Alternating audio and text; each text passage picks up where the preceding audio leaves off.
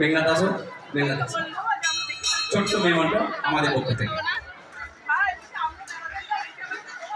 আমাদের সভাপতি মহাশয় আছেন, উনি একটু করমর্দন করবেন। একটু আমাদের সভাপতি মহাশয় শঙ্কর ঘোষ মহাশয়কে একটু বলবো মঞ্চ আসার জন্য। আমাদের শঙ্কর গায়ে এসছে, পূর্ব পরিচিত মানুষ। আমরা এই মুহূর্তে আমাদের মাইক্রোফোনটা আমাদের সাংসদের, প্রাক্তন সাংসদের তুলে দিচ্ছি খুব সংক্ষেপে দুটা কথা বলার জন্য।